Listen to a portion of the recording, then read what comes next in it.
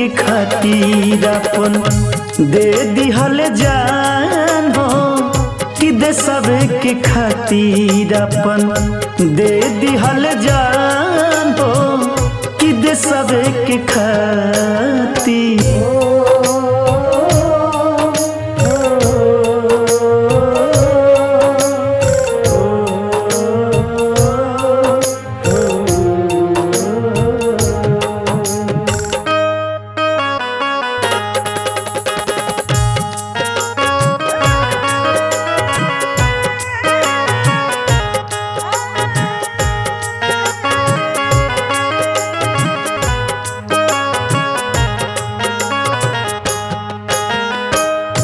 छुप छुप के घरवा में मुदैया समैले निर्दोष लोगन के बंदी बनाइले।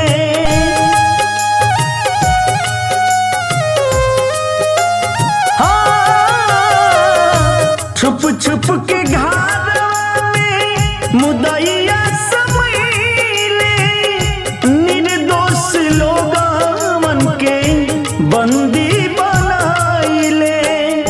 दुनों ओर से गोला बार भइल घमासान हो, दुनों ओर से गोला बार भइल घमासान हो कि देशवे के खातिर अपन दे दिहल जान हो कि देशवा के खातिर भइले कुर्बान हो कि देशवा के खातिर।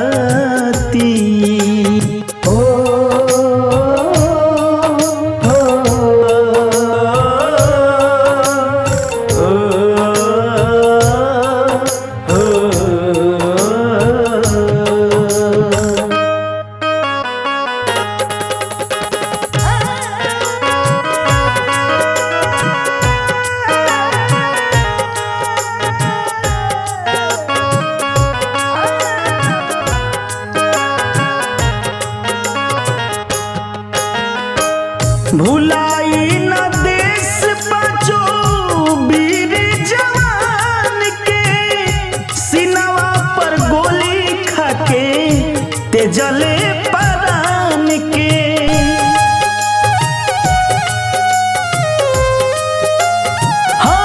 हाँ भुलाई न देश पाछो वीर बलवान के सिनवा पर गोली के तेजले परान के। हंदवाड़ा कांड अनिल कर बखान हो, हंदवाड़ा कांड अनिल कर बखान हो कि देशवे के खातिर अपन दे दिहल जान हो कि देशवा के खातिर भइले कुर्बान हो कि देशवा के खातिर।